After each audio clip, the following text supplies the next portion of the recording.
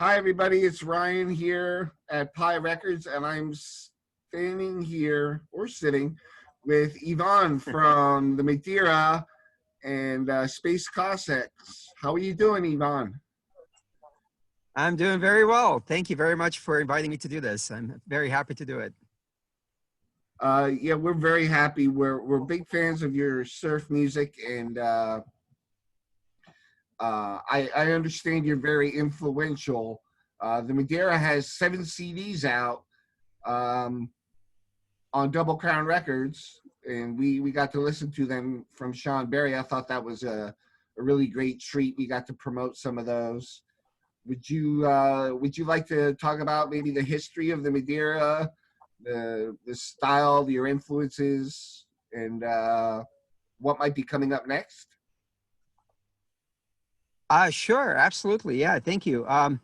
So the Madeira has been together for 16 years now. We started in 2004. We've been with Double Crown Records from the very beginning, and we've actually played all around the country. We've had three tours of California. We got to play the Surfer Joe Festival in Italy back in 2009 and had a tour of Italy. The studio albums we've done four, have been 2005, 2008, 12, and 15. And they've gotten great reviews. We're very proud of them. They were recorded in a professional studio. The whole idea with the Madeira was to kind of push some of the Middle Eastern aspects of surf music, which obviously Dick Dale introduced into surf music way back at the beginning. And so we liked that part and thought we would see what would happen if we went a little bit farther with that. And so the whole idea behind the Madeira was to have a more kind of a exotic, let's say, approach to surf music without going into exotic kind of music. We still keep it pretty rocking and very high energy. That's also something we got from Dick Dale. But also their influences by the Atlantics from Australia, who were an amazing band from the early 60s with very much their own style. So we tried to bring in that Middle Eastern, Spanish, flamenco influence, North African influence, still keep it rocking, high energy, and very melodic. And I think that's kind of what the Madeira does. So we've been pretty good at it, I think, if I may Yeah, say so. I agree. Thank Um, you. a big selling point of your last CD was a live CD. You want to tell us a little bit about that? Sure. Actually, that was a pretty huge deal for us because we got to. So we played this thing called the Surf Guitar 101 convention. Surfguitar101.com is probably the premier website for surf music on the internet. And so anybody that's interested in surf music, check it out. You can find almost anything you want in there. There's forums, you can do a search and everything is going to be there. That's been around for, gosh, probably almost 20 years. And I've been part of it from the very beginning. So in 2008, I believe, there was the first Surf Guitar 101 convention, which was held in Orange County, I think, or southern LA County. And it's been happening every year since then until this year, unfortunately. Couldn't do it this year. But we got to play the very first Surf Guitar 101 convention in 2008, then in 2012, and in 2017. And in 2017, the organizers were contacted by a pretty well-known producer by the name of Mark Lynette. And Mark loves surf music. This guy actually won 3 Grammys working with Brian Wilson, the Beach Boys, Red Hot Chili Peppers, Tom Petty. I mean, it's a who's who kind of modern rock and roll. So he actually said he offered to record the entire convention for free and offered the recordings to the bands if they wanted to release a live album. So he did an amazing job recording it, and we had a really good show. And so we took him up on this offer and had him mix it and released it on Double Crown. Shoot, what's it called? What's the name of that CD? Oh, right, Center of the Surf. That's it. Yes. So Center of the Surf that came out 2 years ago in 2018, and it's great. I mean, you know, it's a real privilege to have somebody of that caliber to record our stuff. And it was a really good show too. That's pretty impressive. Where was it recorded again? So that was in Long Beach, I think. No, sorry. That's not Long Beach. It's Torrance, California, right next to Long Beach. It's the Alpine Village, which I hear has just been closed, unfortunately, for good. Yeah. But it's been a place that's been there for many decades, and now it's gone. You know, another casualty of COVID and changing times. Yeah. But it was great. It's a great venue, and so yeah, Torrance, California. I think that's actually southern Los Angeles County, and yeah, beautiful area.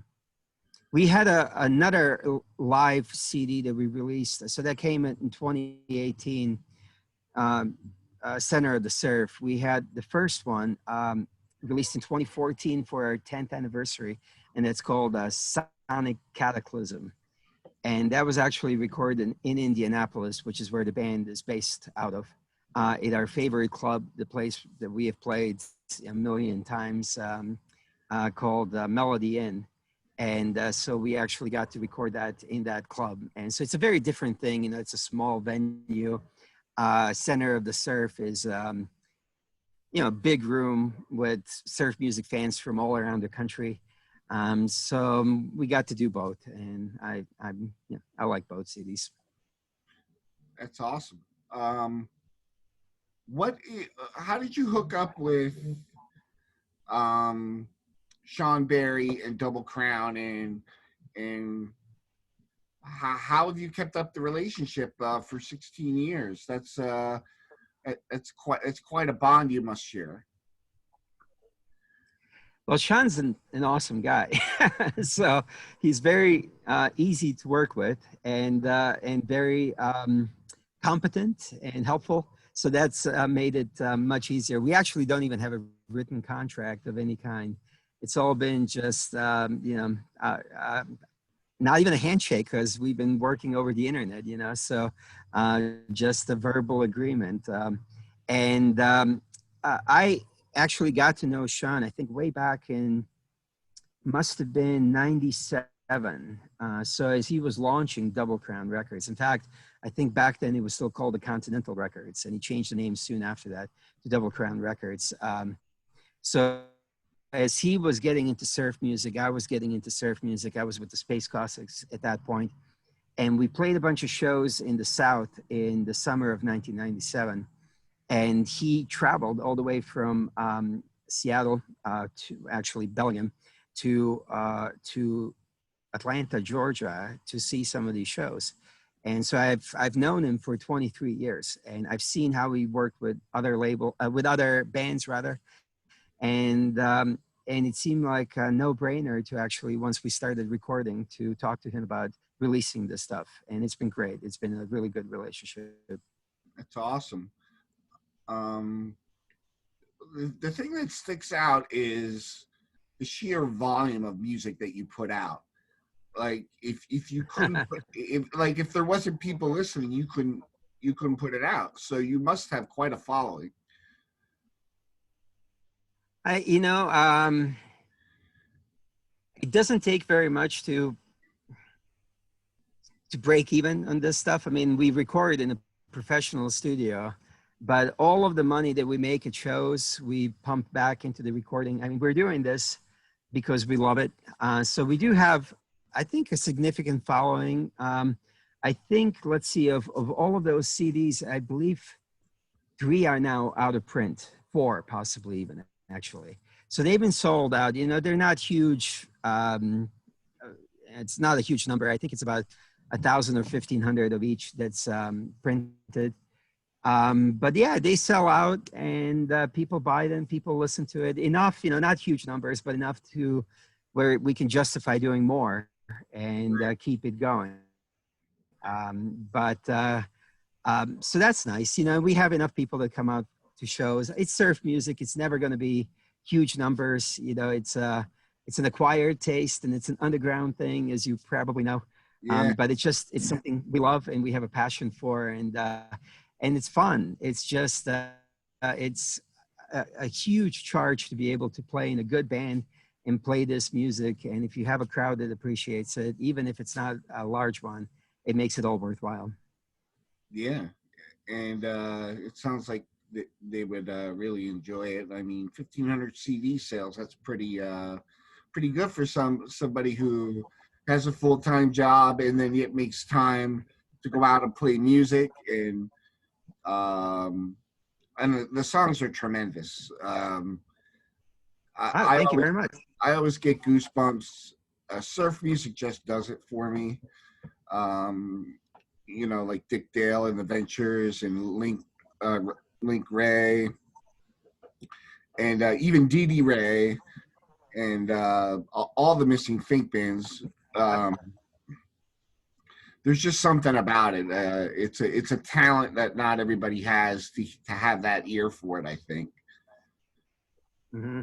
Um, Once it's amazing. I've been part of the scene for, well, I think since '94, so 26 years, and I started playing with the Space Cossacks in '96, and it's pretty remarkable. Most people that once you get into this stuff, it's really hard to leave it. It's like an addiction. It's a you really. Um, I mean, you can still, of course, listen to other music and appreciate it, but you've got to have that surf music as well. So yeah, I've known people in this scene for decades, and it's rare that people just leave completely. They may go and do some other things, but they still keep at least a foot in the surf music scene. that's So great. there's something, it gets under your Let's talk a little bit about how you started with the Space Cossacks. Uh, Sure. Tell me about what inspired that particular group. Um, so I had actually had an interest in surf music for a very long time. I grew up, you can probably tell I have an accent. So I actually grew up in former Yugoslavia, what is now Croatia. And, because Yugoslavia fell apart in the 1990s. But my family moved to the United States in 1984. Before that, so while I was still in Yugoslavia, my dad actually listened to this band from the UK, from Britain, by the name of the Shadows, with Hank Marvin on lead guitar. And the Shadows were huge before the Beatles in Britain, and were quite huge in all of Europe, including Yugoslavia. So my dad actually used to play rhythm guitar in bands in the 60s on the Adriatic Sea there in Yugoslavia, and he played a lot of Shadows songs. So when I was growing up, I would hear all of that stuff, and it sounds a lot like surf music. It's instrumental music. And Hank Marvin was in particular hugely influential on pretty much all of the great '70s and '80s British guitarists. Like David Gilmour, Pink Floyd, Mark Knopfler of Dire Straits, Brian May of Queen. All of these guys. I mean, they love Hank Marvin. And they started in many cases because of him. So that's the stuff that I grew up with. So when I came to the United States, and they never made it in the US, they were just totally unknown. When I came to the US, I noticed nobody was talking about the Shadows, but I started hearing about the music. So I actually got a record by the Challengers way back in '86, and it's like, oh my God, these guys look just like the Shadows, suits, Fender guitars, and all of that. So I started discovering there was a similar music to the Shadows, and over the years, I got into it more and more. I got to see Dick live for the first time back in '92. The first time he had played on the East Coast, I was living in DC at that point. The first time he had played on the East Coast since I think '63 was '92, and I was there. So seeing him was amazing. And then I got to see Manor Asterman, the Merman, and then in '95 I got to see this Finnish band called Laika and the Cosmonauts. And Laika and the Cosmonauts, I got to see them at the old 930 Club in DC, which is famous. Um, and tiny place that smelled just horrifically bad. It was horrible, but it was great. So I got to see them there, and they just blew my mind. And the second time I saw them was, I think, August of 25th.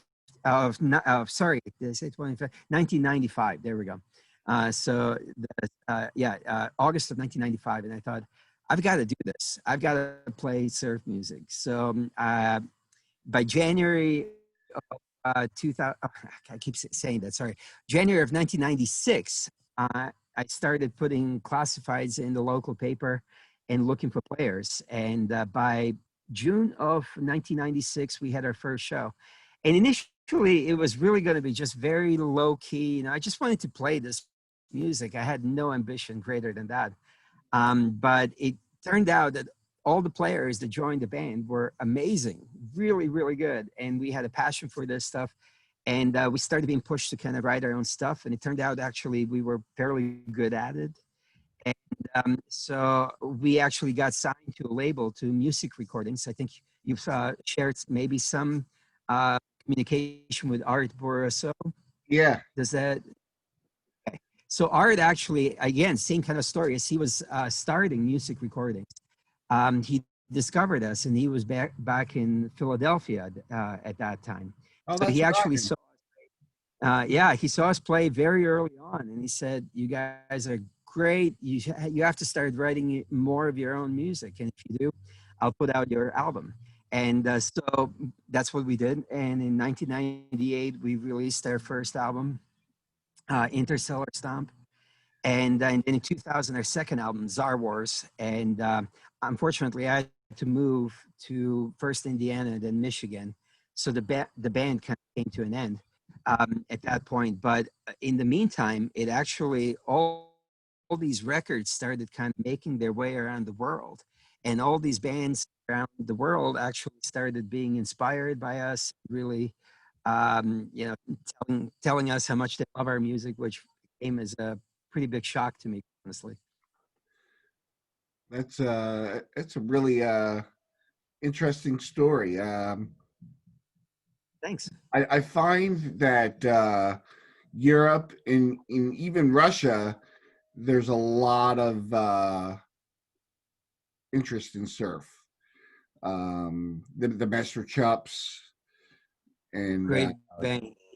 yeah, and a lot of people from France talk to me about surf music, and they love the it's like fanaticism over there. um, Yeah, I've been fortunate enough to tour Europe, what, 3 times, and there's the enthusiasm for surf music is actually at a higher level than in the United yeah, States. There are a lot of people that love surf here, but it's much bigger in Europe. Interestingly enough, it's not something you would expect, but there it is. And somebody like Surfer Joe, Lorenzo Valdambrini, he's the guy behind the Surfer Joe Festival in Italy. This guy lives and breathes surf music. He's a great surf guitarist, surf drummer. He puts on this festival, and he's just a dynamo of a man. So to be honest, most of my favorite surf bands are from Europe, actually, from the last 20 years. The newer surf bands. There's some great American surf bands too, but the European scene just has something about it that appeals to me. It's got the exoticism, it's got melodicism. There's more melody, I think, in European surf music in general. And these guys love that sound, and they are so good at recreating it and then pushing it forward. that's great. Is there anything else you wanted to touch on that maybe I haven't said? Some upcoming plans or At this point, honestly, everything is kind of shut down still, for the foreseeable future. So there's not really any plans for the Madeira. The Space Cossacks are at this moment kaput. So we've only done 3 brief reunions over the years since we broke up in 2000. So I think we played in a few shows in 2010, 2016, and 2018. And, nothing on the horizon for that. The Madeira, I'm sure we'll do more stuff in the future. Actually, I got to get together with the drummer of the Madeira and a good friend of ours from North Carolina about 2 months ago. gosh, less 6 weeks ago, and we got together in my home in Michigan, and we just spent 4 days playing music and came up with a whole bunch of really great stuff. So I think we're going to be doing something with that first, actually. So the guy from North Carolina used to be in a phenomenal surf band from North Carolina called the Aqualads, and he's now in a kind of a exotica surf band called the Manacuras. Manacuras was just released. They had a couple of singles, I think, released by uh, um, um, Vincent of the Black Flamingos. And I'm blanking on what Vincent's label is right now. But anyway, that's the label that released their stuff, like a couple of 7 inches. And so, good pedigree, a lot of surf music background for both. Are you familiar with John Blair of John and the Night Riders? No, I'm not. Okay, so John and the Night Riders were an 80s and the 90s surf band. They were really one of the first surf bands to start the surf revival. So their first release was in 1980. And there was basically no surf music from about 65 until 1980. John Blair released the first edition of the Illustrated Discography of Surf Music, where he tried to put all of the surf music releases he knew of into a single book. And so to commemorate the release of that book in 79, he got a band together. And this was an amazing band and people loved it. So he just kept it going through the 80s. And they broke up for a while and reunited in the 90s. And so check them out. An amazing, amazing band, John and the Night Riders. And John Blair is basically considered to be the surf music historian. He's the guy that knows everything about surf music.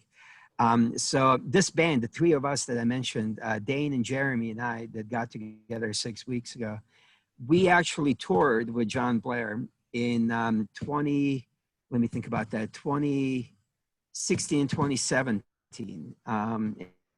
We were the Blair Pongracic band, really catchy.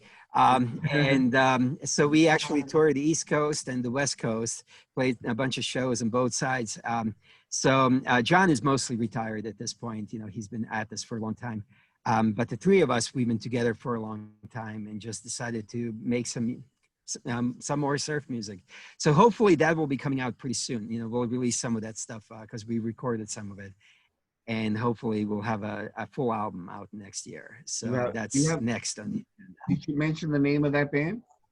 So no, in fact, I'm not sure if it's been publicly revealed yet, but I may as well do that right now. So the band is called Lords of Atlantis. Lords of Atlantis. Yes, Lords of Atlantis. So we're gonna.